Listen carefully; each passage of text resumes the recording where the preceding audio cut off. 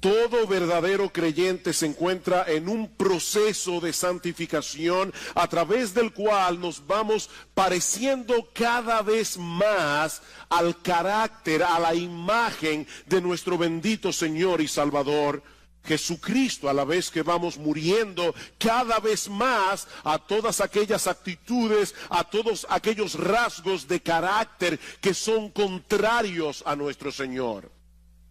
Sin embargo, no todos los cristianos están conscientes del papel tan importante que juegan las emociones en ese proceso de cambio. No todos estamos conscientes del tremendo obstáculo que las emociones pueden llegar a ser cuando no ocupan un lugar correcto en nuestras vidas. Y ese es precisamente el tema que yo quisiera tratar en esta mañana.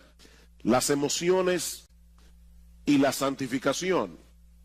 Mis hermanos, nuestras emociones juegan un papel de suprema importancia en cada decisión que nosotros tomamos, en la forma como evaluamos y reaccionamos cada información que recibimos, en nuestra relación con los demás, incluyendo nuestra relación con el Señor, en el proceso de aprendizaje, en el crecimiento espiritual, en la forma como nos comportamos. Nosotros somos seres emocionales. Dice un autor, todo lo que hacemos, todo lo que decimos, todo lo que pensamos es en algún sentido emocional. De hecho, constantemente nosotros nos encontramos revelando lo que hay en nuestros corazones en forma o en función de nuestras emociones. ¿Cuántas veces nosotros decimos, me siento de esta o de aquella manera? Todo el tiempo. Ya yo no me siento igual con respecto a esta persona. No me siento igual que antes. Somos seres emocionales. Eso es parte, mis hermanos, de lo que somos, como fuimos creados a imagen y semejanza de Dios. Ahora, ¿cómo funcionan nuestras emociones? Ese aparato emocional que Dios colocó en nuestras almas, ¿cómo funciona?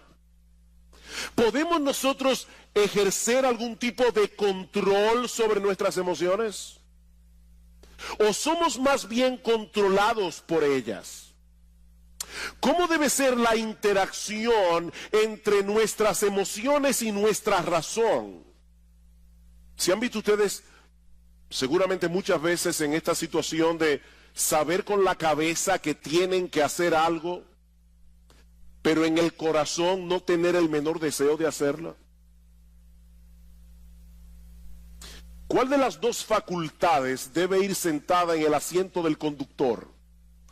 ¿La razón o las emociones? Bueno, esas son algunas de las preguntas que yo quisiera responder en esta mañana, y no tengo ningún texto específico que vamos a estar exponiendo. Vamos a ver una perspectiva bíblica general del manejo de las emociones, comenzando con una perspectiva del funcionamiento de nuestras emociones. ¿Cómo funcionan nuestras emociones? Bueno, para responder esa pregunta tenemos que entender que nosotros somos seres emocionales porque fuimos creados a imagen de un Dios emocional. Como decíamos hace un momento, Dios tiene emociones, Dios siente emociones. Solo que a diferencia de Dios, nosotros somos seres compuestos. Dios es solo espíritu, nosotros somos cuerpo y alma. Nosotros tenemos una parte material que es el cuerpo, tenemos una parte espiritual que es el alma, y esa parte material interacciona con la parte espiritual en una forma increíblemente misteriosa. Nosotros no podemos entender de ninguna manera cómo es que interactúan en nosotros el cuerpo y el alma. Por ejemplo, estás triste. ¿Dónde está esa tristeza? ¿Dónde radica? Radica en el alma. Pero esa tristeza que radica en el alma te lleva a llorar con lágrimas físicas que tú puedes palpar. Eso activa tu glándula, yo no sé cómo se llama eso, pero las glándulas lacrimales. Y es algo puramente espiritual. Un temor extremo te puede paralizar, te puede dejar sin voz. Un fuerte sentido de culpabilidad puede enfermarnos. Probablemente eso fue lo que le pasó a David cuando dice en el Salmo 32 que mientras él cayó su pecado con Betsabé, se envejecieron sus huesos. Y dice David, se volvió mi verdor en sequedades de verano. David se consumió físicamente por causa de su pecado. Ahora, noten algo muy importante aquí. En todos estos ejemplos que yo acabo de dar, de reacciones emocionales, existe una condición previa que nosotros evaluamos y a la cual reaccionamos, y eso produce emociones. En otras palabras, nuestras emociones tienen una estrecha relación con nuestra percepción o con nuestra evaluación de las cosas. Esa percepción puede ser real, puede no ser real, pero el hecho de que nosotros percibamos la realidad de cierta manera es lo que produce en nosotros una reacción emocional. Por ejemplo, el sufrimiento del Señor Jesucristo en el huerto de Getsemaní era real, causado por la perspectiva de un dolor real. El Señor sabía que unas horas más tarde Él iba a estar colgado de una cruz e iba a recibir sobre sí todo el peso de la ira de Dios por causa de nuestros pecados. ¿Qué produjo eso en el Señor? Mi alma está muy triste hasta la muerte, dijo Cristo. La perspectiva de ese dolor, que era real, produjo en el Señor una reacción emocional. Ahora, puede darse el caso de una persona que experimenta una agonía real en su corazón ante la perspectiva de un problema irreal. La Biblia dice, no os afanéis por el día de mañana. ¿Cuántas personas están esperando un problema que nunca llega, pero lo sufren como si fuera real? Aquí tenemos una agonía real producida por una cosa irreal. De manera que las emociones, mis amados hermanos, no se producen en nosotros porque sí. Nuestras emociones no son meras reacciones químicas, como dicen algunos, sobre las cuales no tenemos ningún control. Nuestras emociones se producen como resultado de nuestra percepción o evaluación de las cosas. Por eso alguien ha dicho muy atinadamente que nuestras emociones revelan nuestras creencias y revelan nuestros valores.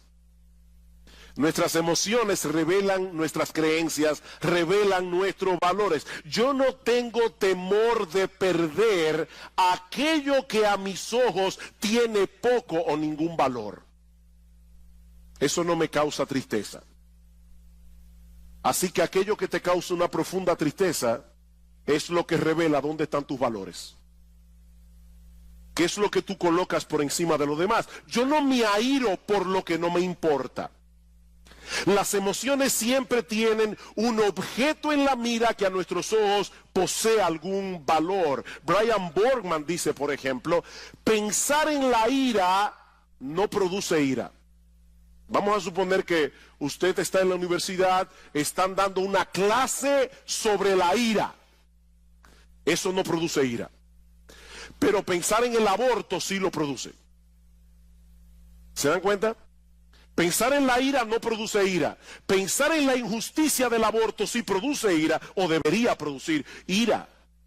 Ahora, por supuesto, eso no significa que antes de experimentar una emoción nos detenemos a evaluar conscientemente lo que está sucediendo a nuestro alrededor para luego reaccionar. Eso es algo que ocurre de manera instantánea. Por ejemplo, si en medio de la noche, a las 3 de la mañana, tú estás profundamente dormido, escuchas un ruido atronador en la sala de tu casa, lo más natural es que sientas temor inmediatamente, aunque tú no tengas ni idea de lo que produjo ese ruido.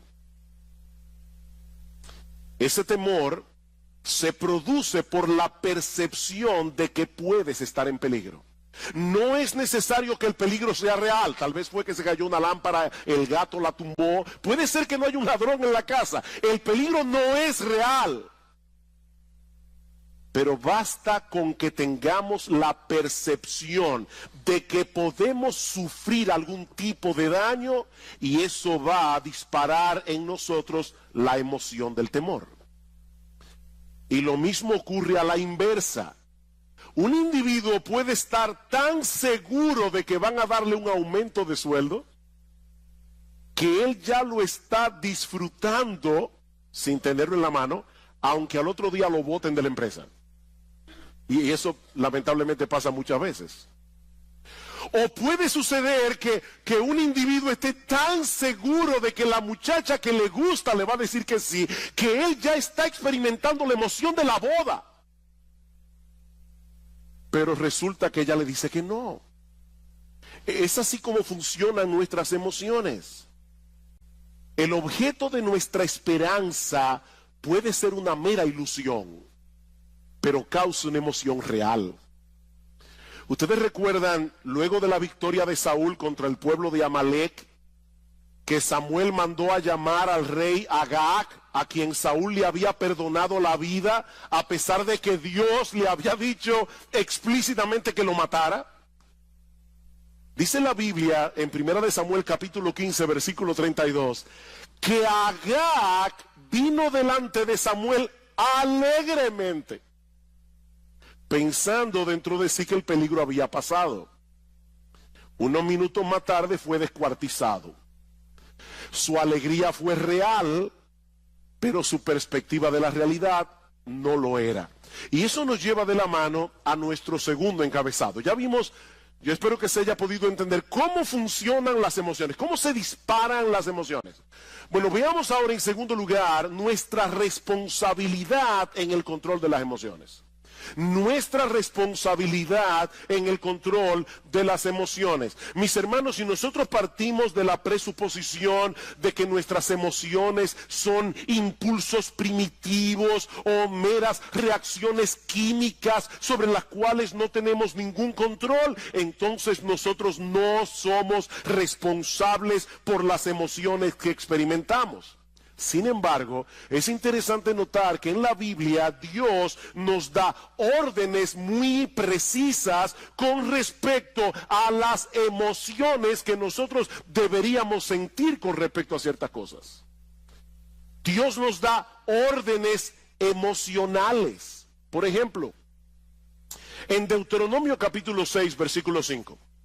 Dice que nosotros debemos amar a Dios. ¿Cómo? Con todo nuestro corazón, con toda nuestra alma, con todas nuestras fuerzas. Ese es un deber que Dios impone sobre el hombre. Y eso no solo incluye nuestra voluntad, eso incluye nuestras emociones. Mis hermanos, lo que Él espera de nosotros no es una obediencia fría, formalista, mecánica a sus mandamientos. Lo que Dios espera de nosotros no es una ortodoxia fría. Lo que Dios espera de nosotros es que le amemos, que le adoremos, que le alabemos, que le sirvamos con todo nuestro ser. Y eso incluye nuestro intelecto, incluye nuestra voluntad e incluye nuestras emociones.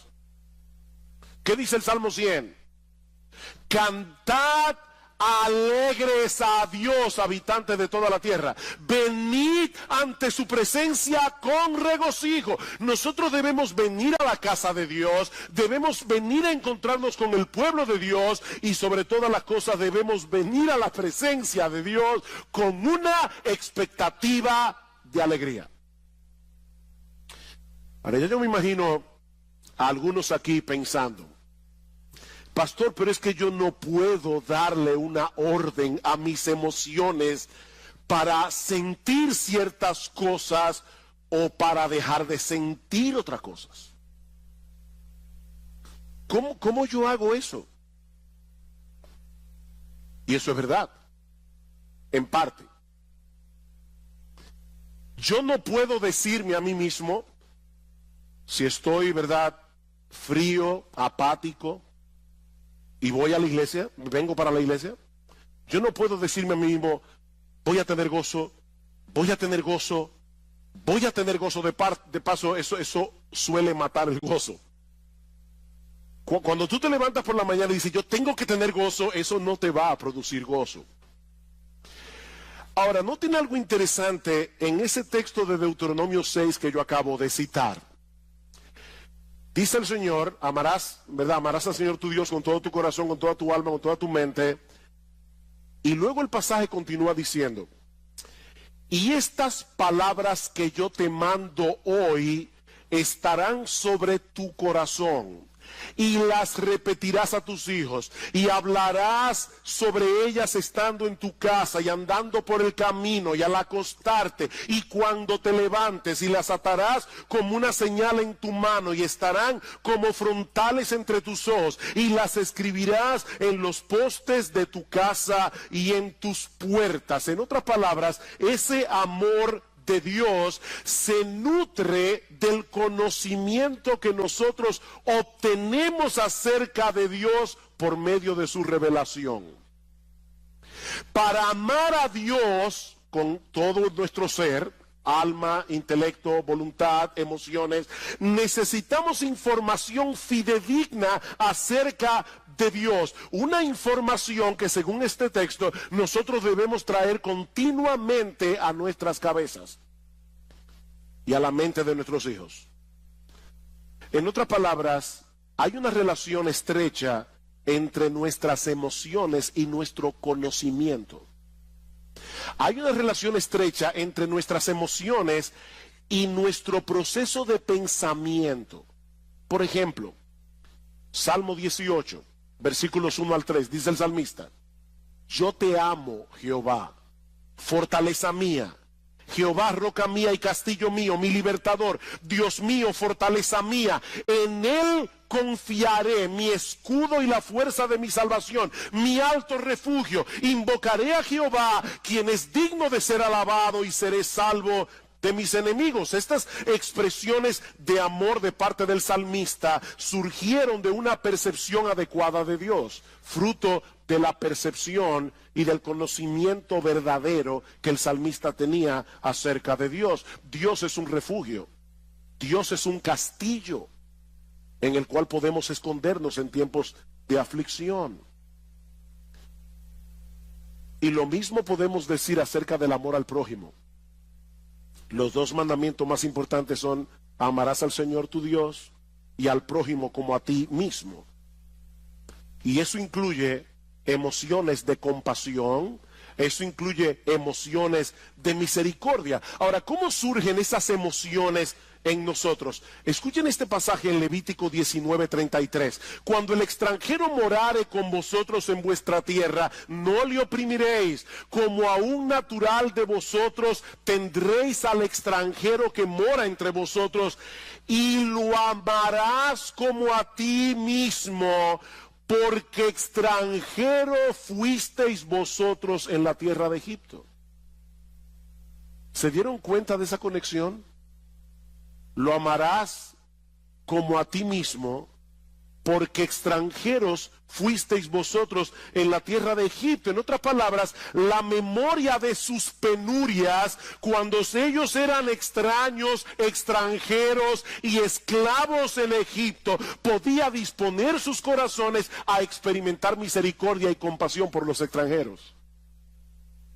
El hecho de ponernos conscientemente en el lugar del que sufre es una forma de cultivar algunas emociones que generalmente acompañan un amor genuino al prójimo. ¿Saben cuál es nuestro problema? Nosotros vivimos tan centrados en nuestro pequeño mundo, en nuestro pequeño reino, que no nos ponemos en el lugar de los demás y consecuentemente no sentimos las emociones que deberíamos sentir asociadas con el amor al prójimo. Somos demasiado egocéntricos. Así que, hermanos, nosotros somos responsables por el cultivo de emociones piadosas. Somos responsables. En Romanos capítulo 12, el apóstol Pablo da una serie de mandatos. Y observen cómo cada uno de estos mandatos va conectado con nuestra vida emocional. El que preside debe hacerlo con solicitud. El que hace misericordia debe hacerlo ¿cómo? Con alegría. Debemos aborrecer lo malo, debemos seguir lo bueno. Amaos los unos a los otros con amor fraternal. En lo que se requiere diligencia, no debemos ser perezosos. Debemos ser fervientes en el espíritu. Debemos ser gozosos en la esperanza. Debemos ser sufridos en la tribulación. Emoción tras emoción tras emoción, conectado con nuestros deberes. La vida cristiana que es digna de Dios y de su agrado, mis amados hermanos, incluye un sano despertar de nuestras emociones. Y eso me lleva ahora a mi tercer y último encabezado. Ya vimos cómo funcionan las emociones, ya vimos la responsabilidad que tenemos de controlar nuestras emociones. Veamos ahora el papel que juega la verdad en el control de nuestras emociones.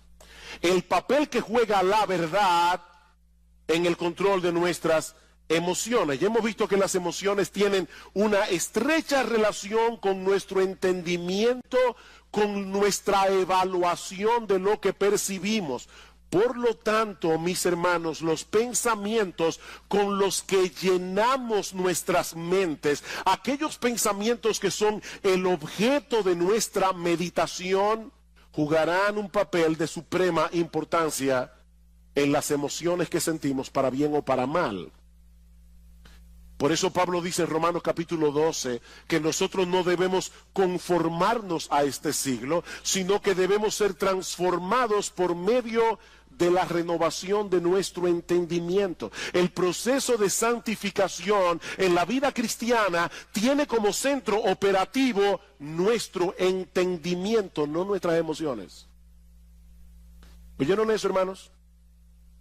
El proceso de santificación tiene como centro operativo nuestro entendimiento, no las emociones. Nosotros llegamos a la vida cristiana con muchas mentiras en nuestras mentes que ahora deben ser gradualmente desplazadas por la luz de la verdad de Dios revelada en su palabra. Eran estas mentiras las que estaban detrás de todo comportamiento pecaminoso y de toda emoción pecaminosa. Vamos a Efesios capítulo 4, versículo 17.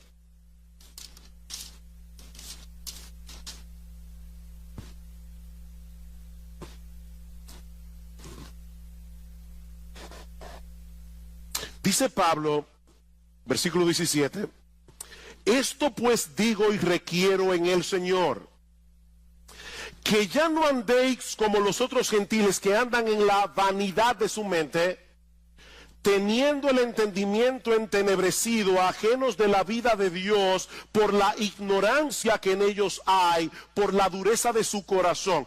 ¿Por qué los incrédulos viven como viven? Pablo dice, porque tienen una mente vana en lo que respecta a las cosas espirituales. Pueden ser personas sumamente inteligentes en todo lo demás, pero en lo que respecta a la vida de Dios son ignorantes. Ignoran la eternidad, ignoran la gloria de Dios, ignoran la majestad de Dios, ignoran la belleza de Dios. Y por esa razón van detrás de cosas vanas. Tim Chester dice, nosotros pecamos porque creemos la mentira de que estamos mejor sin Dios, de que sus reglas son opresivas, de que seremos libres sin Él, de que el pecado ofrece más que Dios. Es una forma equivocada de pensar que produce emociones equivocadas y un patrón de vida equivocado. Más adelante dice Chester, no mucha gente se ve a sí misma como alguien que cree mentiras. Pero cada vez que nosotros dejamos de confiar en la palabra de Dios, estamos creyendo en otra cosa, ¿no es así? Y esa otra cosa siempre es una mentira. La palabra de Dios es verdad.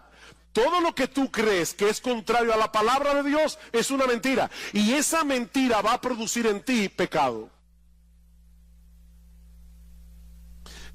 Y mis hermanos, esto es algo crucial. Recuerden que nuestras emociones dependen de nuestra percepción de la realidad. ¿Por qué nos deprimimos y nos amargamos ante las circunstancias adversas de la vida? ¿Por qué? Oh, pastor, pero eso es obvio. Si yo tengo un problema económico, me voy a deprimir porque tengo un problema económico. Si tengo un problema de salud, me voy a deprimir porque tengo un problema de salud. No. No. La razón por la que nos deprimimos y nos amargamos ante las circunstancias adversas de la vida es porque en el fondo de nuestros corazones nosotros no creemos que Dios esté en control. Es porque en el fondo de nuestros corazones nosotros no creemos que Dios nos ama. Nosotros no creemos que Dios está obrando a nuestro favor. ¿Se dan cuenta? Y no importa lo que tú digas con tu boca acerca de lo que tú dices creer. No, tu vida emocional revela qué es lo que tú realmente crees. Alguien decía que hay una brecha, un abismo entre lo que nosotros creemos en teoría y lo que creemos en la práctica. Hay una brecha allí. Déjenme ponerles un ejemplo. Y quiero ser lo más práctico que yo pueda, por eso estoy poniendo muchos ejemplos en esta mañana, porque este no es un tema fácil de entender, no es algo tan fácil de agarrar conceptualmente. Basado en la enseñanza de Pablo, en la carta a los Colosenses, una de las cosas que Pablo nos dice en esa carta es que nuestra identidad está en Cristo y que nosotros estamos completos en Él. Colosenses capítulo 2, versículo 9 al 10.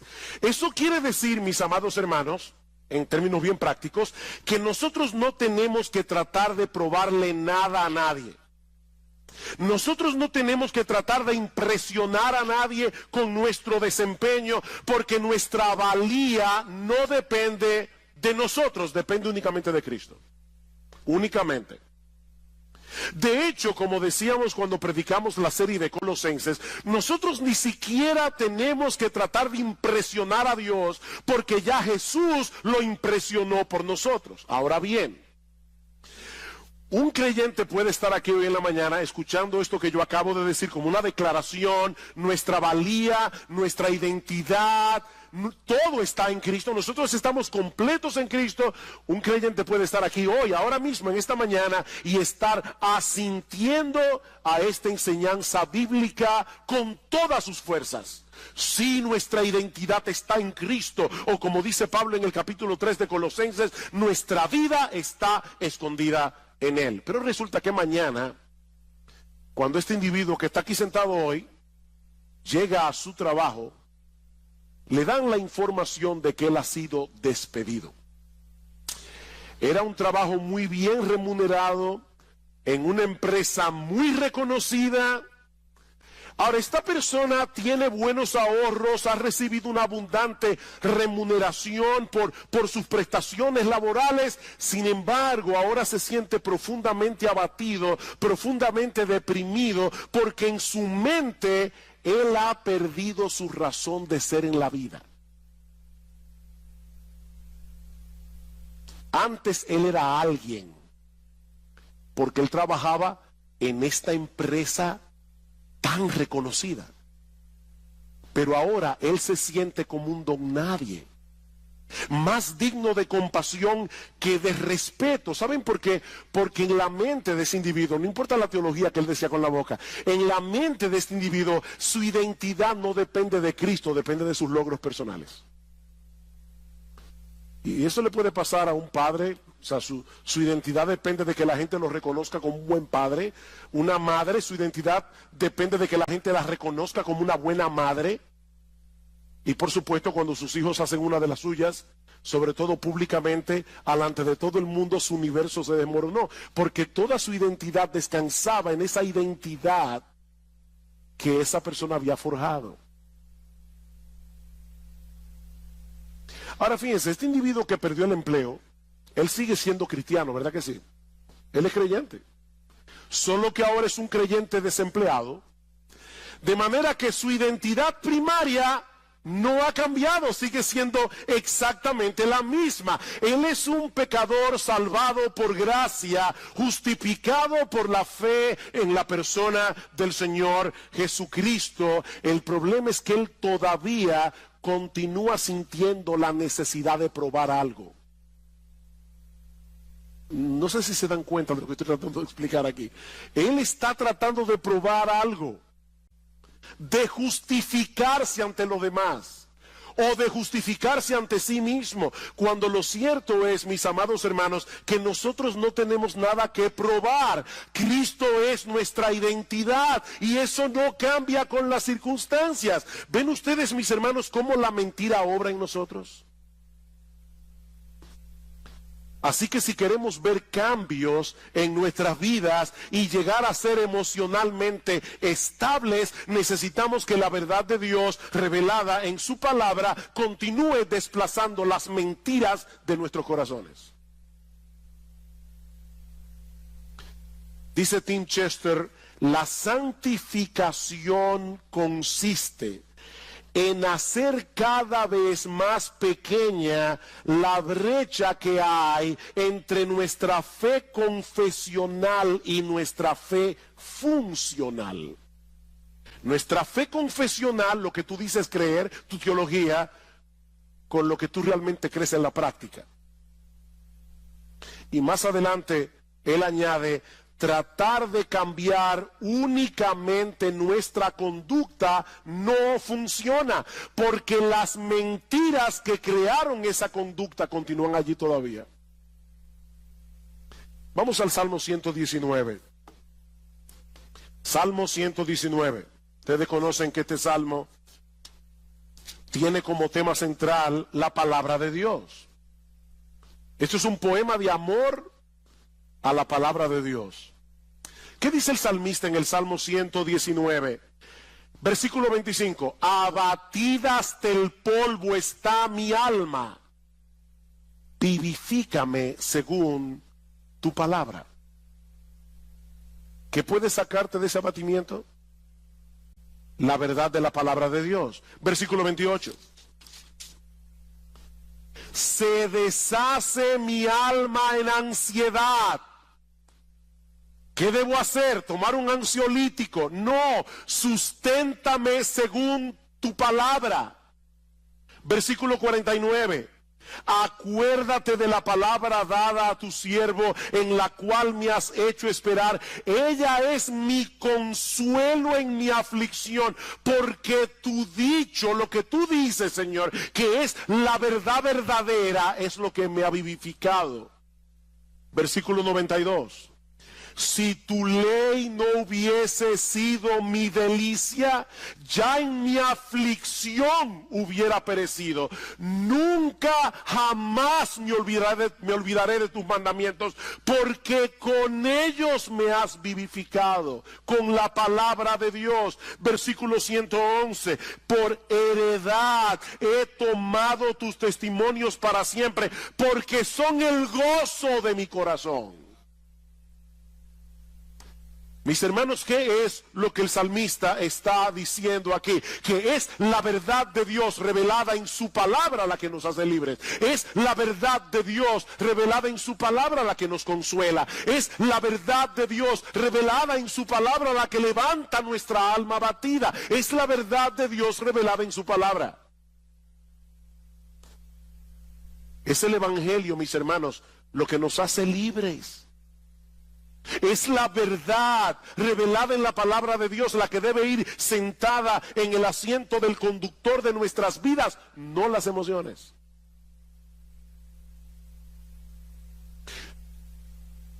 Imagínate que tú pecas contra Dios en cualquier cosa y tú sabes que pecaste.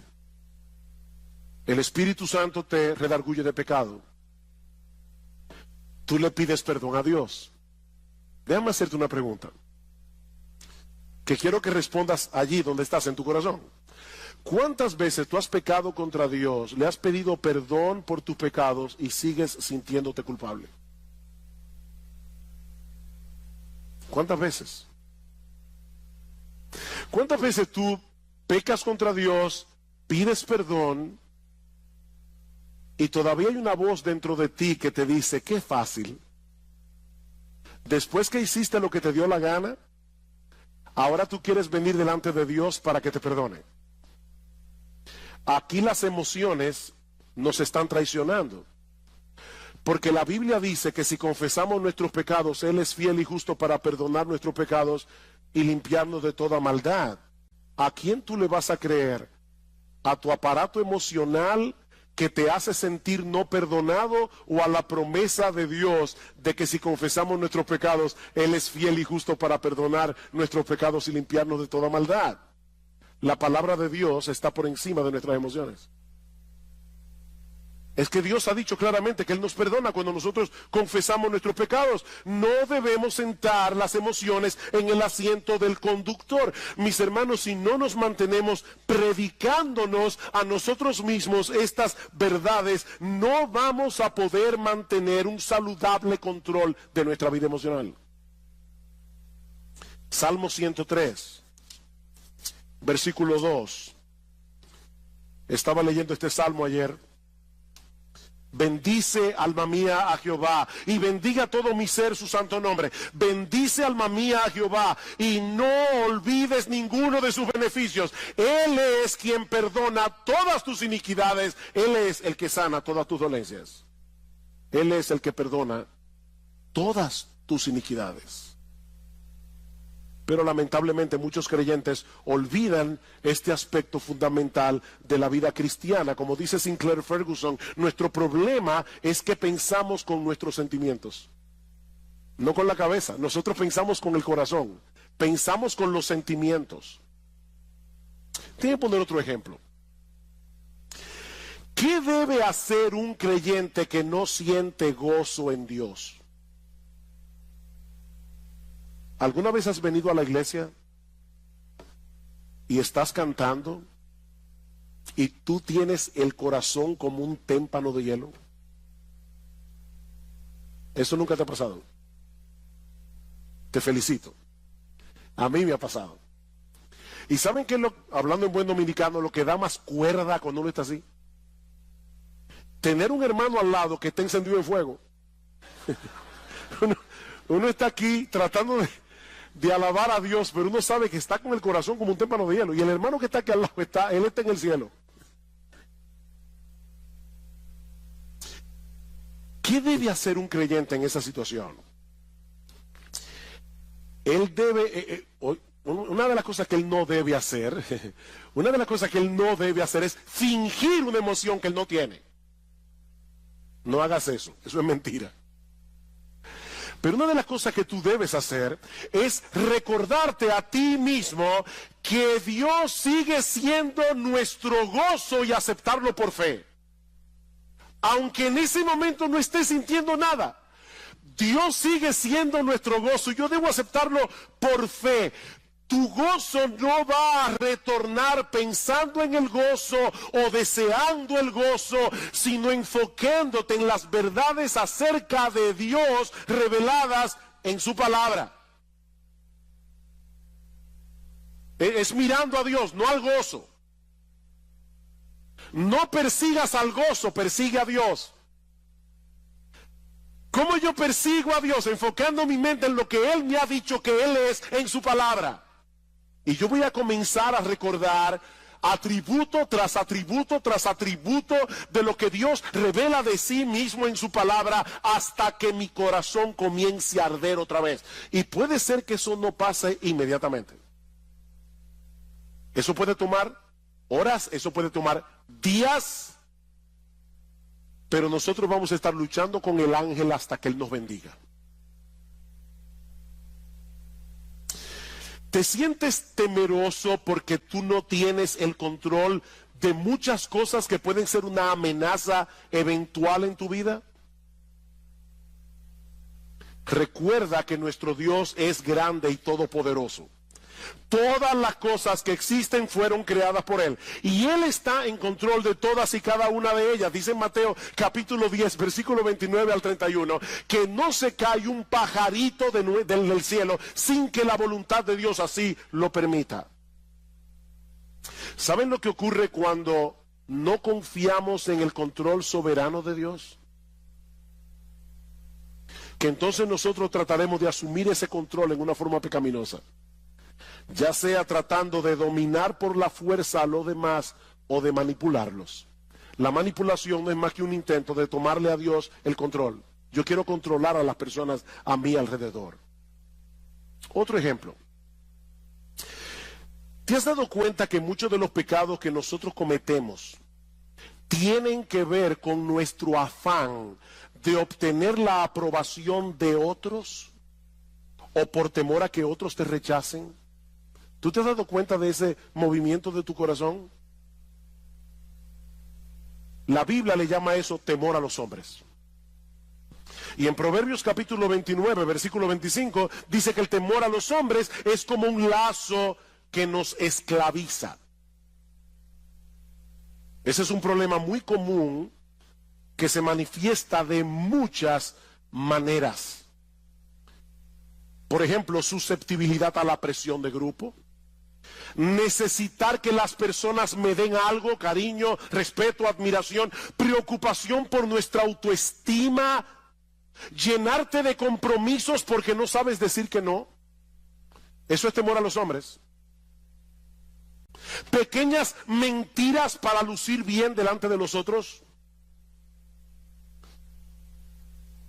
Compararte con otras personas.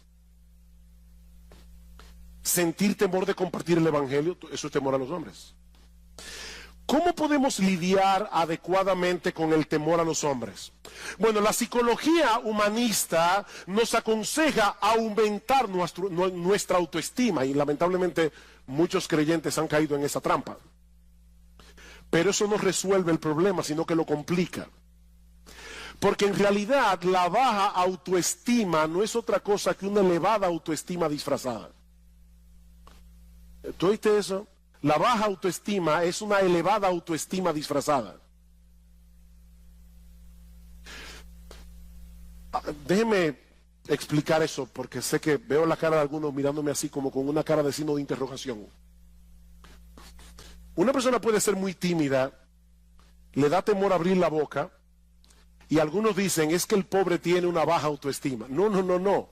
La razón por la que él o ella es tímido es porque se estima tanto que él tiene miedo de abrir la boca y confirmar ante los demás que es un tonto. Es mejor callarse y dejar que las personas sospechen que tú eres un tonto, abrir la boca y confirmar que lo eres. Entonces la razón por la que mucha gente es tímida es porque no quiere descubrirse delante de los demás, porque se estima demasiado a sí misma. Si no se estimara tanto, no tuviera temor de los demás. En el fondo, nuestro problema con todas esas cosas que yo he mencionado es que estamos creyendo que no tenemos el estatus que creemos merecer. Alguien dice, nosotros elevamos deseos que a menudo son buenos en sí mismos, el deseo de ser amado, el deseo de afirmación, el deseo de respeto. Elevamos eso al nivel de necesidades sin las cuales pensamos que no podemos tener una vida equilibrada. Hablamos de necesitar la aprobación y la aceptación de otros cuando nuestra verdadera necesidad es glorificar a Dios y amar a las personas. Esa es tu verdadera necesidad, glorificar a Dios, no que la gente viva para ti. ¿Cuál es el remedio para el temor a los hombres? El temor a Dios. El temor a Dios. Él es grande, Él es glorioso, Él es digno de admiración, Él es digno de temor reverente, Él es digno de adoración. Medita a menudo en su gloria, su grandeza, su justicia, su santidad, su amor, su poder, su esplendor, su belleza, su gracia, su misericordia, su compasión. Y tú vas a ver cómo el temor a los hombres comienza a desvanecerse en tu corazón. Salmo 27. Salmo 27, versículo 1. Jehová es mi luz y mi salvación. ¿De quién temeré?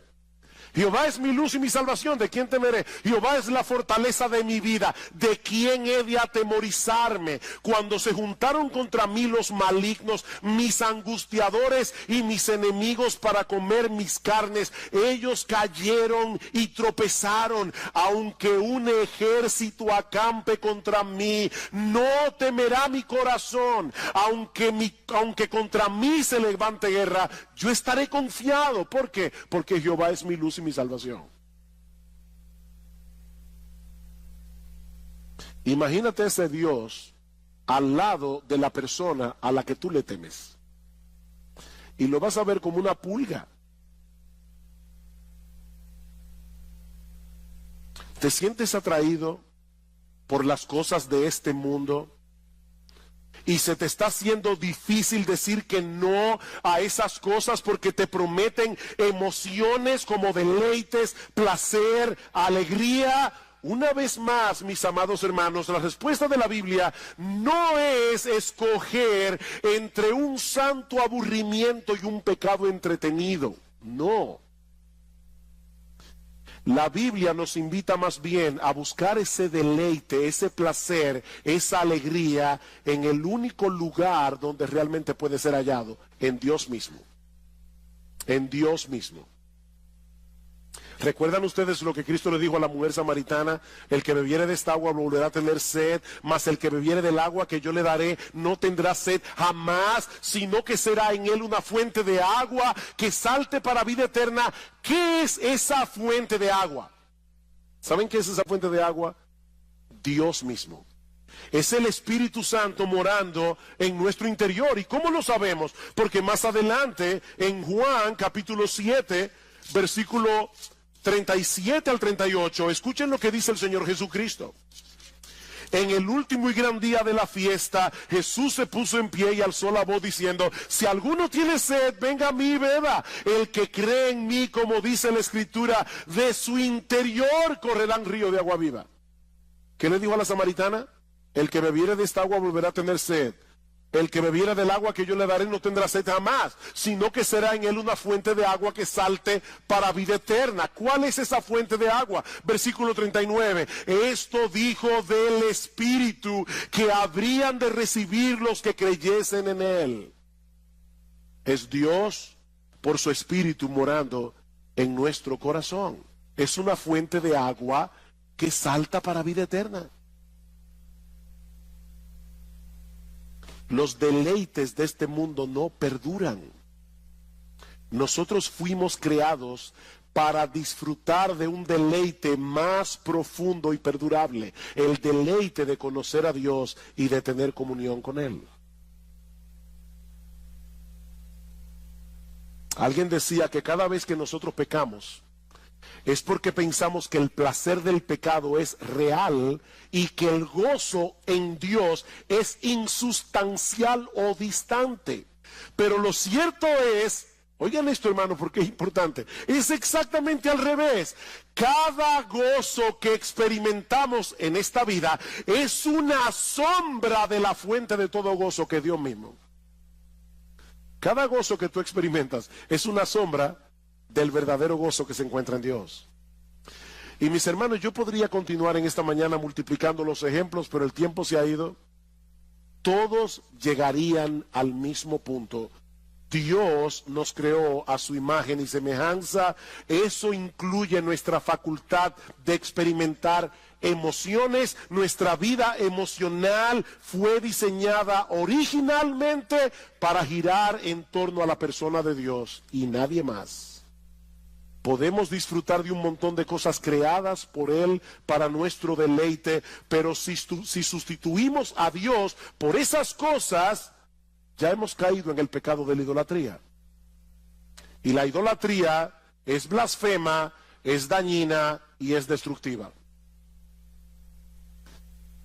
Dice el Salmos 16:4, se multiplicarán los dolores de aquellos que sirven diligentemente a otro Dios. Si queremos tener una vida emocional estable y seguir avanzando en nuestra santificación progresiva, lo que necesitamos no es terapia psicológica, lo que necesitamos es llevar cautivo todo pensamiento a la obediencia a Cristo.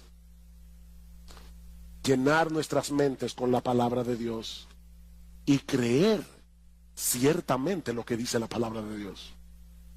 Es 1000 veces mejor vivir como sabios que comportarnos como necios.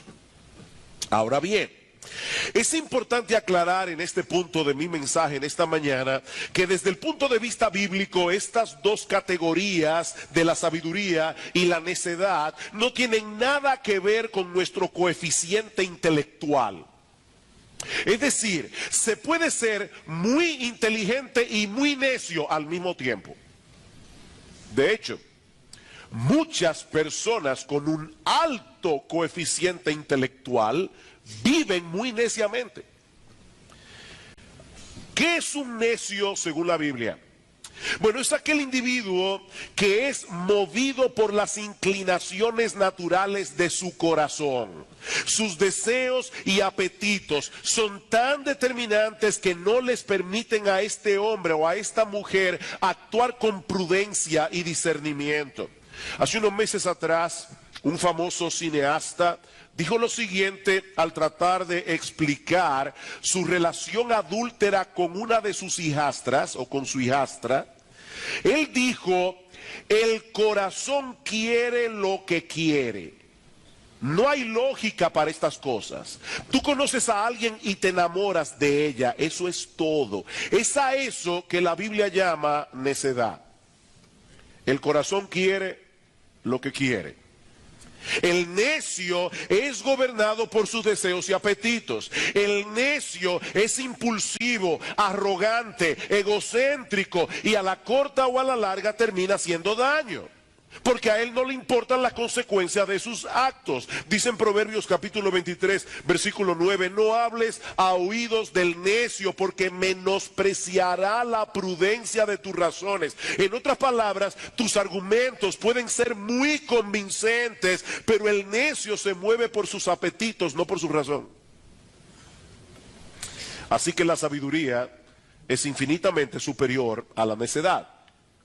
Sin embargo, Salomón introduce esta sección del libro con un ejemplo que nos ayuda a tener una perspectiva realista de la sabiduría, mostrándonos que en este mundo donde impera la necedad, la sabiduría tiene que vencer muchos obstáculos.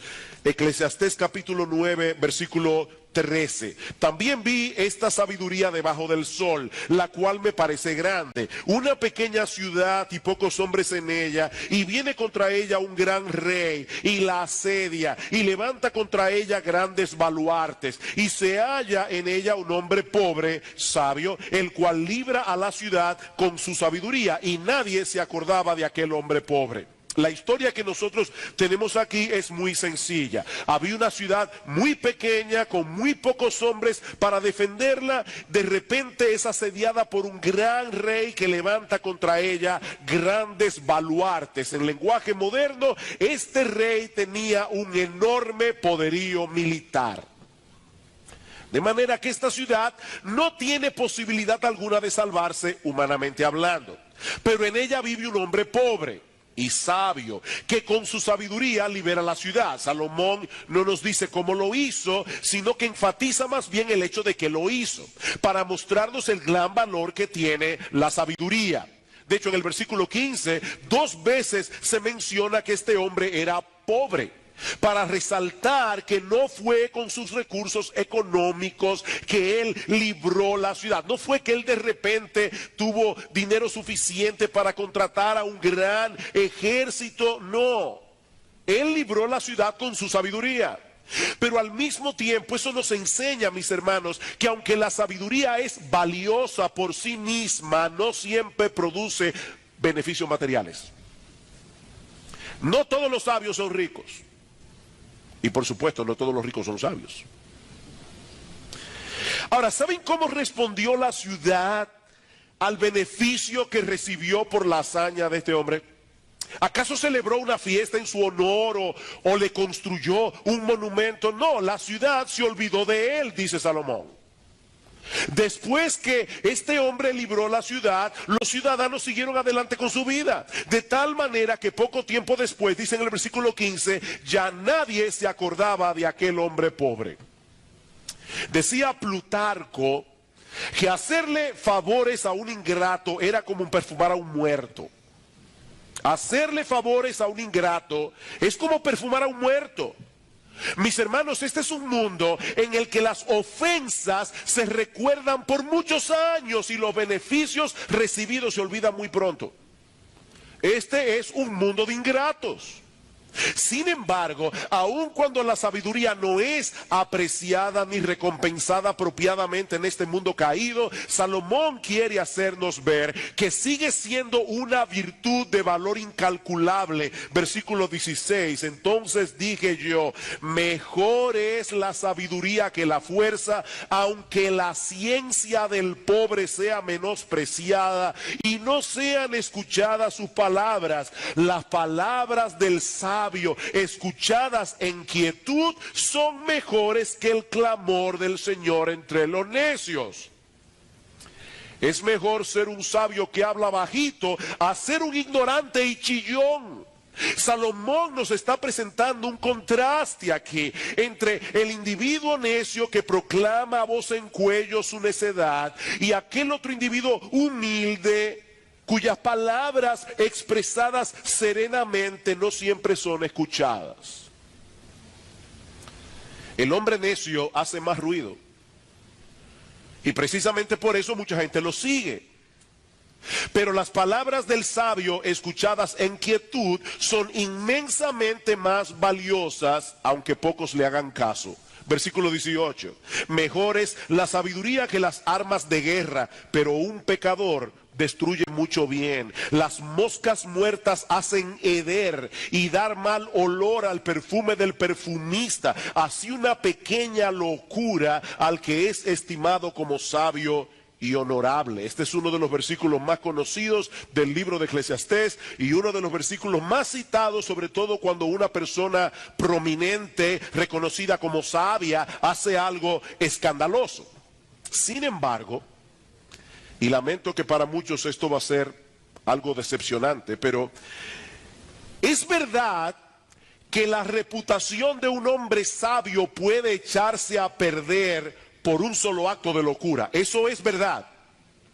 Pero yo no creo que es de eso que Salomón está hablando aquí. Yo no creo que es de eso que Salomón está hablando aquí. Yo pienso que Salomón sigue hablando del mismo tema del versículo anterior.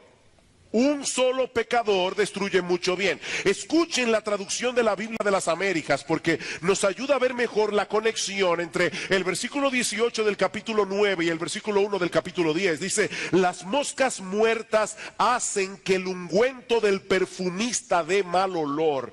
Un poco de insensatez pesa más que la sabiduría y el honor. En otras palabras, un pecador destruye mucho bien. El pecado de Acán hizo que el pueblo de Israel perdiera la batalla. Y la necia decisión de Roboam, el hijo de Salomón, hizo que el reino de Israel se dividiera para siempre. Todo lo que su abuelo y su papá habían logrado se destruyó en un instante, solo porque Roboam decidió dejar a un lado el consejo de los expertos que eran más sabios y seguir el consejo necio de sus compinches. Un solo pecador destruye mucho bien. Queridos hermanos, la necedad es peligrosa para el necio y es peligrosa para todo el que lo rodea.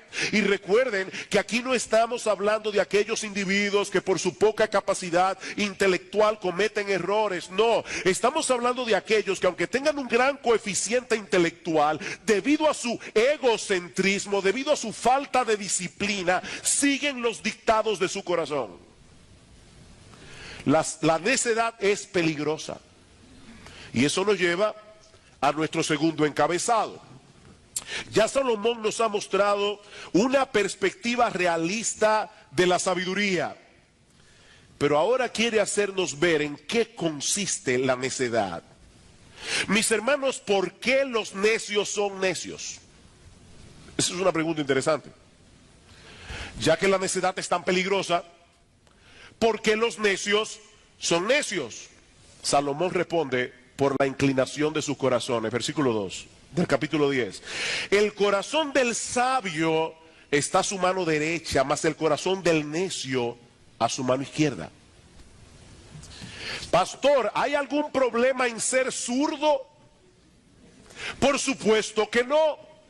Pero lo cierto es que nosotros vivimos en un mundo donde predominan los diestros. Se calcula que entre un 8 y un 13% de la población mundial es zurda. Eso quiere decir que para la mayoría de las personas que poblamos este planeta, la izquierda es la mano en la que tenemos menos fuerza y en la que tenemos menos destreza. Para la mayoría. Es por esa razón que en el mundo antiguo la mano derecha simbolizaba el honor y el poder, mientras que la mano izquierda representaba la ineptitud, el rechazo y la perversidad. Noten, hermanos, que cuando nosotros queremos señalar que una persona hace algo bien, nosotros decimos que es diestra en lo que hace. ¿Verdad que sí? Oye, fulano es diestro en lo que él hace. Pero cuando nosotros queremos señalar algo que es oscuro y perverso, decimos que es siniestro. Bueno, esa palabra viene del latín y significa a la mano izquierda. Es por eso que en el pasaje de Mateo capítulo 25, en los versículos 31 y 41, se nos dice que el Señor va a poner a sus ovejas, ¿a qué mano? A la mano derecha, y a los cabritos, es decir, a los que no creían en él, a la mano izquierda. Ahora, por otra parte, cuando la Biblia habla del corazón, se refiere, para ponerlo en lenguaje más sencillo, a la cabina de control del ser humano. Dice el texto que el corazón del sabio está en su mano derecha, el corazón del necio a la mano izquierda. En el corazón es la cabina de control del ser humano. Por eso es que dice en Proverbios capítulo 4, el famoso texto, versículo 23, sobre toda cosa guardada, guarda tu corazón, porque de él mana la vida. Allí se encuentra, como dice Charles Bridges, el centro de nuestros afectos, el asiento del conocimiento, la fuente de donde emanan nuestros propósitos y emociones. Así que, hermanos, lo que Salomón nos está diciendo aquí es que el corazón del sabio lo inclina hacia aquello que es correcto, mas el corazón del necio lo mueve en la dirección opuesta, y es por eso que todo el mundo a su alrededor se da cuenta que el tipo es un necio, versículo 3, y aún mientras va el necio por el camino le falta cordura, y va diciendo a todos que es necio. Todo el tiempo está tomando decisiones equivocadas, diciendo lo que no debe decir, hablando cuando se debe callar, y cuando alguien intenta corregirlo, el necio no escucha consejos. Dice en Proverbios capítulo 12, versículo 15, que el camino del necio es derecho en su propia opinión. Él sabe más que todo el mundo.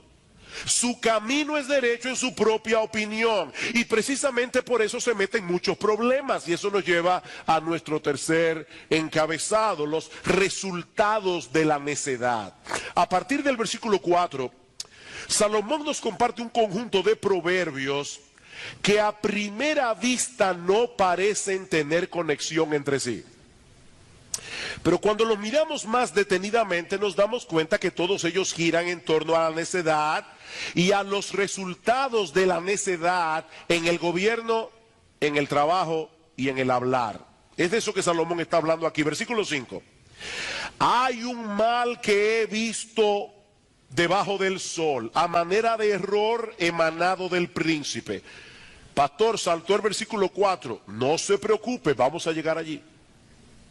Pero yo he querido agrupar estos versículos en su forma más fácil de exponer, vamos a decirlo de esa manera. Dice en el versículo 5, hay un mal que he visto debajo del sol, a manera de error emanado del príncipe. La necedad está colocada en grandes alturas, los ricos están sentados en lugar bajo. Alguno dirá, ¿y qué problema tiene eso? Qué bueno que es así, la guerra del proletariado. No, espérese.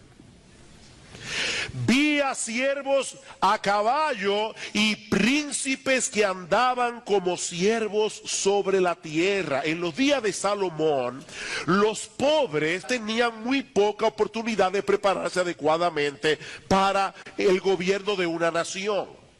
De manera que lo que se está promoviendo aquí no es que los ricos gobiernen por ser ricos, sino que los puestos de la administración pública estén en las manos de los más aptos. Noten en el versículo 6 que el problema que Salomón está presentando aquí es cuando la necedad está colocada en grandes alturas. Mis hermanos, cuando eso sucede, el resultado será desastroso para la nación. Así que los mejores gobernantes son aquellos que colocan en los puestos de poder a las personas más aptas y no piden excusa por eso. Voy a repetir eso otra vez. Los mejores gobernantes son aquellos que colocan en los puestos de poder a las personas más aptas y no piden excusa por eso. Lamentablemente, mis hermanos, eso no es lo que suele suceder. Porque muchas veces los gobernantes suben al poder con muchos compromisos previos y tienen que honrar sus compromisos. Como bien señala un comentarista, los disparates y los errores de los gobiernos humanos pueden ser vistos a menudo en esta tragedia. ¿Cuál es la tragedia? Que los gobernantes ponen a sus necios favoritos por encima de otros que son más calificados. Eso es terrible, hermanos, cuando los gobernantes ponen en los puestos clave del gobierno a sus necios favoritos. Dice en Proverbios capítulo 26, versículo 8, que el que le da honra al necio es como el que ata la piedra a una honda. ¿Y eso qué significa? Bueno, si tú vas a usar una honda como la que usó David cuando luchó contra Goliat, tú tienes que dejar la piedra suelta, porque de lo contrario la honda no funciona. Si tú amarras la piedra a la honda no sirve. Y eso es precisamente lo que ocurre cuando se le da honra a un necio. Cuando se coloca a un necio en un puesto de honor, él no va a usar el puesto para bien, sino para mal. Es un necio. Y el asunto es 1000 veces peor cuando el gobernante mismo es un necio. ¡Ay de ti, tierra! Cuando tu rey es muchacho y tus príncipes banquetean de mañana. Estaba leyendo que cuando Charles XII, el rey de Suecia, heredó el trono, su papá, Charles XI, murió cuando él tenía 14 años de edad. Y Charles XII era un individuo alocadísimo. Él se metía en el apartamento de su mamá a caballo y golpeaba a medio mundo.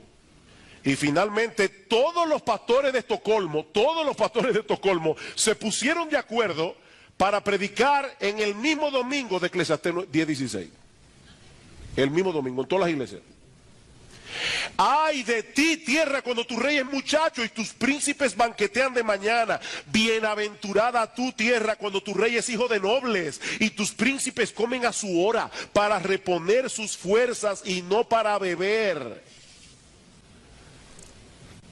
La palabra muchacho que usa Salomón aquí no solo hace referencia a los que tienen, sino también a los que son inmaduros, a los que son infantiles, independientemente de la edad que tengan.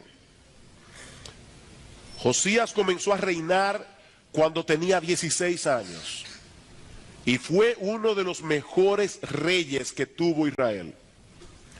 Roboam fue coronado cuando tenía 41 y su reinado fue un desastre. Ese hombre no tenía ni la menor idea de lo que él estaba haciendo. El problema es que ese tipo de gobernantes, como los que se describe en el versículo 16, tienden a rodearse de otros que son iguales que él. Por eso Salomón dice que estos príncipes no se levantaban de mañana para pensar en la economía o cómo mejorar la defensa de la nación. No, ellos se levantaban temprano para seguir la borrachera del día anterior. Son unos necios. Mis hermanos, este es un mal tan terrible que muchas veces Dios envía ese tipo de funcionarios a una nación para castigarla. Dios usa ese tipo de gobernantes para castigar a las naciones. Dice en Isaías capítulo 3, versículo 4 y 5, y les pondré jóvenes por príncipes y muchachos serán sus señores. Y hay otra traducción que dice, niños caprichosos serán sus señores, y el pueblo se hará violencia unos a otros, cada cual contra su vecino, y el joven se levantará contra el anciano y el villano contra el noble. ¿Cuál es la mentalidad de este tipo de funcionarios? Disfrutar del cargo mientras lo tenga, aunque el país se caiga en pedazos. Versículo 18. Por la pereza se cae la techumbre y por la flojedad de las manos se llueve la casa. En los días de Salomón, los techos debían recubrirse regularmente con cal para tapar las grietas que aparecían con el tiempo y así evitar que se colara el agua de lluvia. Pero el hombre indolente siempre deja esas cosas para después. Él está tan ocupado en satisfacer sus propios apetitos y deseos que él no tiene tiempo para ese tipo de cosas, hasta que finalmente la casa se le cae encima. Y lo mismo ocurre con una nación cuando el gobernante es un incompetente y los funcionarios viven para sus propios placeres. Versículo 19, por el placer se hace el banquete y el vino alegra a los vivos y el dinero sirve para todo. Aparentemente Salomón nos está mostrando aquí cuál es la forma de pensar de este tipo de individuos. Esa es su cosmovisión, eso es lo que lo mueve. Gocemos mientras podamos, acumulemos todo el dinero que podamos, porque las ventajas del poder no duran para siempre. Son solo 4 años.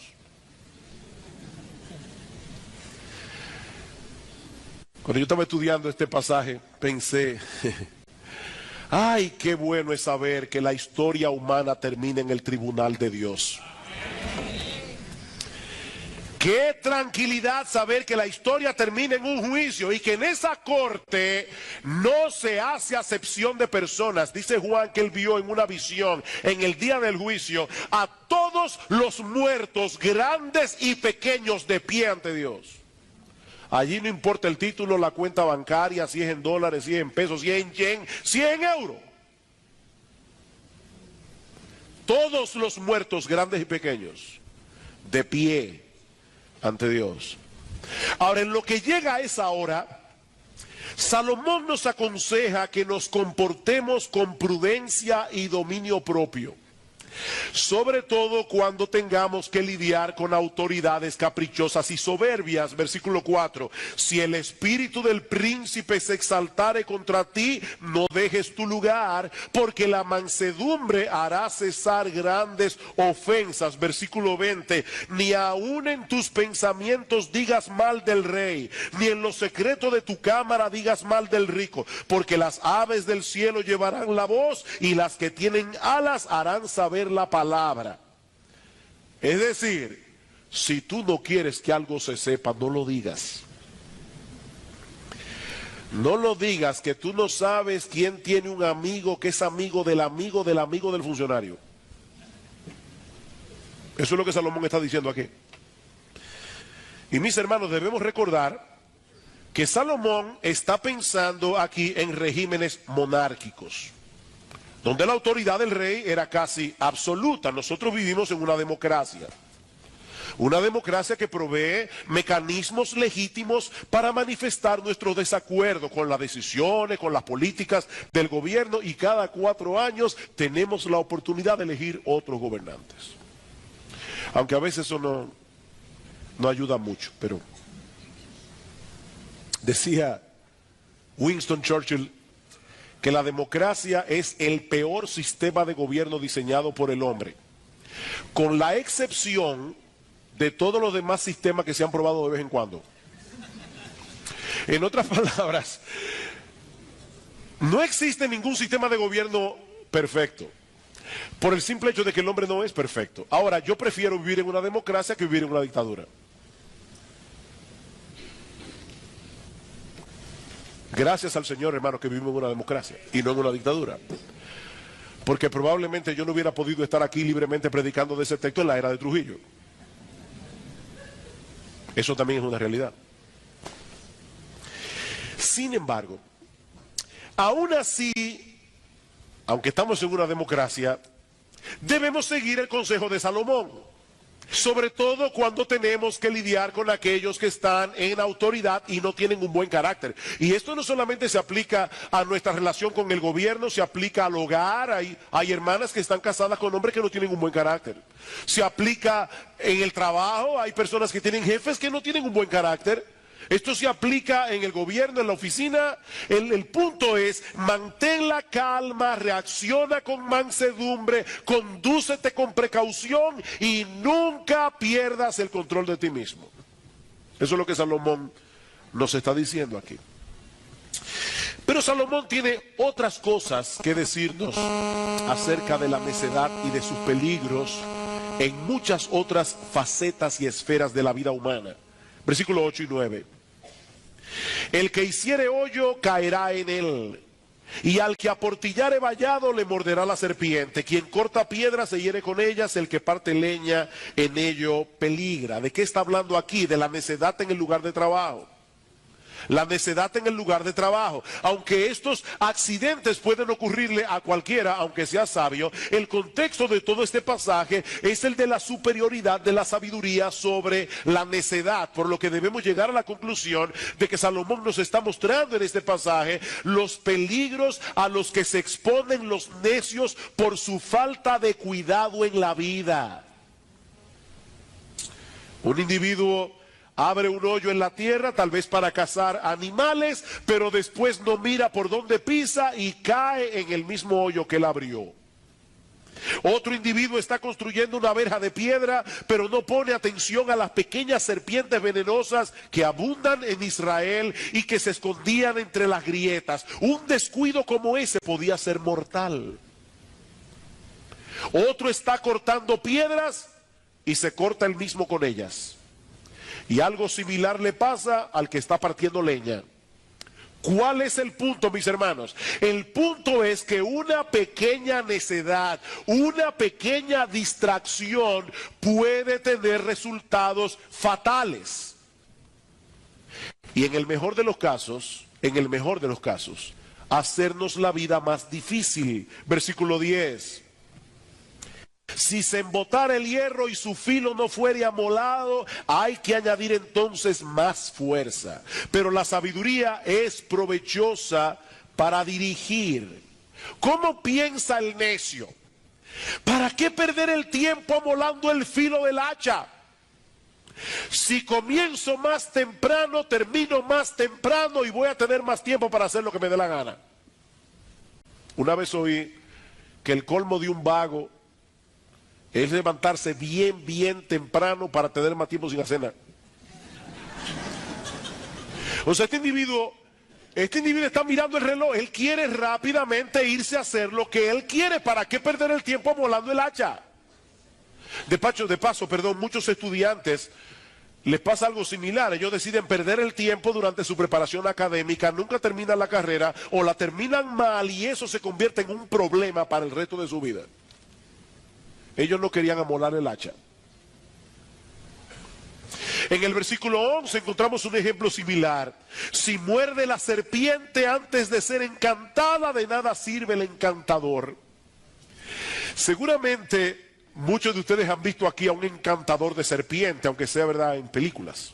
Yo nunca he visto uno en la vida real, pero en películas sí. Tratando de hipnotizar a la serpiente con el sonido de la flauta.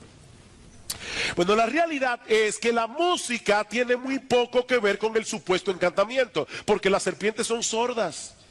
Las serpientes no tienen oídos externos. Lo que atrae su atención son las acciones y miradas del encantador. Hay que tener mucha paciencia para poder perfeccionar este arte. De manera que si el individuo, por ser un necio, se apresuraba y actuaba antes de tiempo, antes de que la serpiente estuviera encantada, se arriesgaba a ser mordido por la serpiente o a dañar arruinar por completo el espectáculo y quedarse sin ganancia.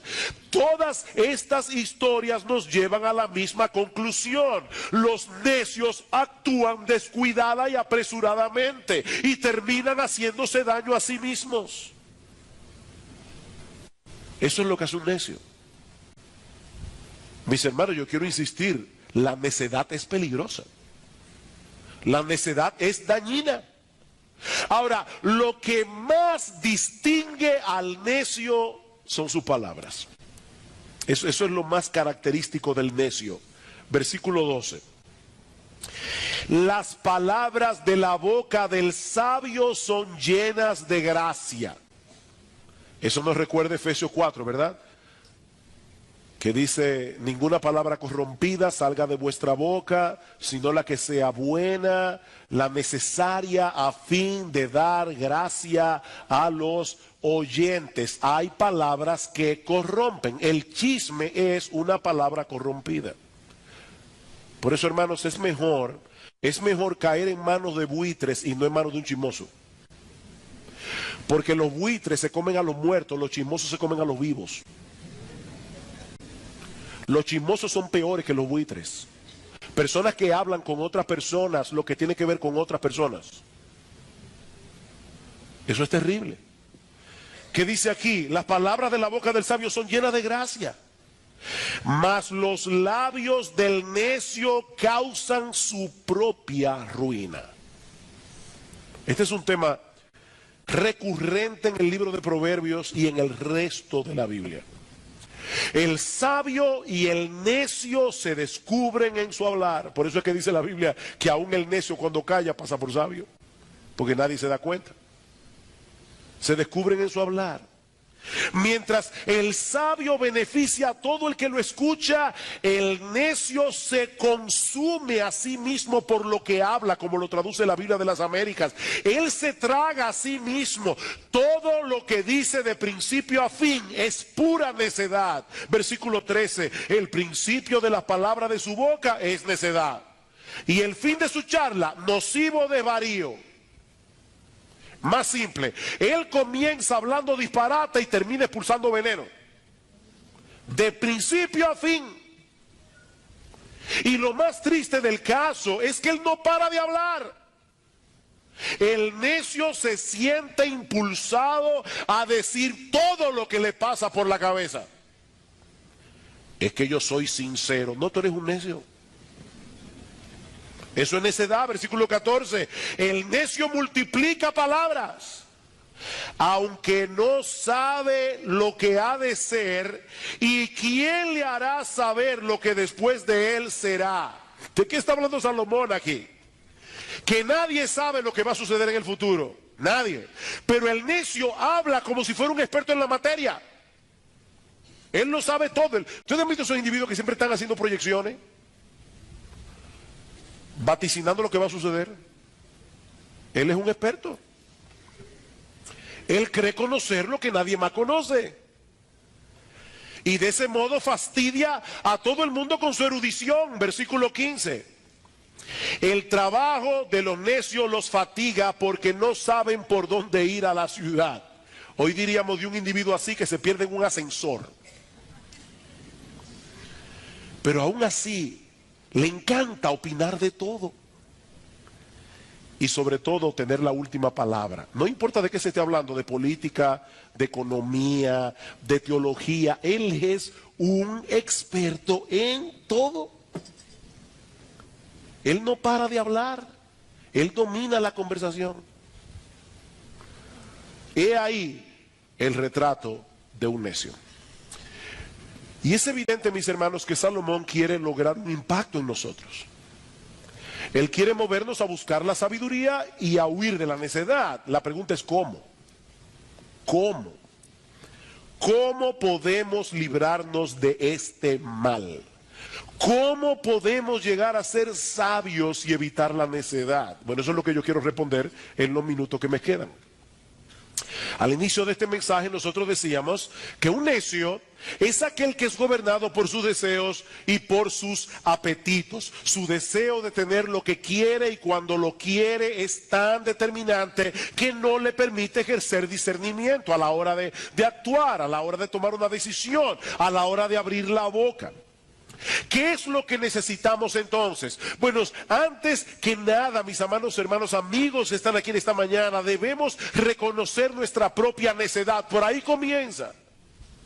Por ahí comienza la necedad de haber vivido toda una vida de espaldas a Dios. La necedad de haber seguido toda nuestra vida las inclinaciones de nuestro propio corazón. Dice en Proverbios capítulo 1, versículo 7, que el principio de la sabiduría, el ABC de la sabiduría, la puerta de entrada a la sabiduría es el temor del Señor. Es reconocer que Él es digno de ser adorado, Él es digno de ser amado, Él es digno de ser obedecido y vivir en consecuencia. Pero ¿saben qué, mis amados hermanos, amigos que están aquí en esta mañana? Eso es imposible de hacer en nuestras propias fuerzas. Yo no puedo ser sabio simplemente porque decido ser sabio. Necesitamos desesperadamente a Cristo. ¿Tú recuerdas el relato del hombre pobre pero sabio que rescató una ciudad? Pero yo no pienso que Salomón tenía a Cristo en mente cuando escribió este relato. Pero si hay alguien en la Biblia que encaja perfectamente con esa descripción, es el Señor Jesucristo. Él descendió del cielo a la más absoluta pobreza al encarnarse en el vientre de una virgen en Israel. Dice Pablo en 2 Corintios capítulo 8 que Él, siendo rico, se hizo pobre para que nosotros en su pobreza fuésemos enriquecidos. Cristo se hizo pobre voluntariamente. ¿Para qué? Para librar de la opresión espiritual a millones de hombres y mujeres de toda tribu, pueblo, lengua y nación. Ahora, ¿saben cómo lo hizo? Usando una metodología que desde entonces ha sido considerada por el mundo como una total necedad a través de su muerte en la cruz. A través de su muerte en la cruz, Cristo venció al enemigo haciéndose débil. Increíble. Increíble. Él obedeció perfectamente la voluntad de Dios desde su nacimiento hasta la tumba. Y luego asumió nuestra culpa, recibiendo voluntariamente el castigo que nosotros merecíamos por nuestros pecados. El Dios de toda sabiduría diseñó un plan de salvación para salvar a pecadores culpables sin pasar por alto su justicia. Abrazar ese plan de todo corazón es el primer paso para comenzar a vivir sabiamente. Venir a Cristo en arrepentimiento y fe, reconociendo que sin Él no hay perdón de pecados, no hay reconciliación con Dios, no seremos aceptados en la familia de la fe. Juan 14:6, Él es el camino, la verdad y la vida, dice Cristo, nadie viene al Padre sino por mí. Pero eso es apenas el comienzo. Mis hermanos, escúchenme bien, eso es apenas el comienzo.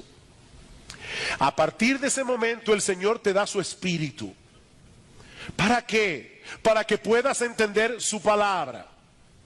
Pero también para que puedas vencer la obstinación de tu propio corazón. De tal manera que puedas transitar por el camino de la buena y perfecta voluntad de Dios revelada en la Biblia y alejarte de la necedad.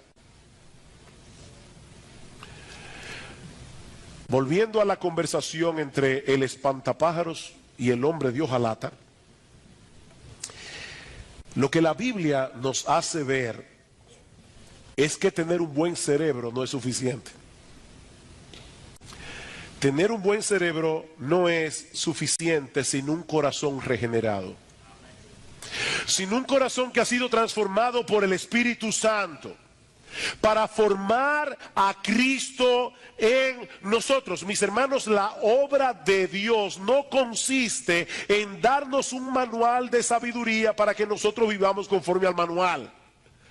No, Dios no nos dio simplemente un manual de sabiduría. Lo que Él promete es transformar el corazón. Al final de cuentas, mis amados hermanos, ser sabios tiene que ver con un carácter. Tiene que ver con un carácter que nos mueve a tomar decisiones a la luz de la voluntad de Dios, no a la luz de nuestros apetitos, no a la luz de la inclinación del corazón. ¿Quieres llegar a ser sabio?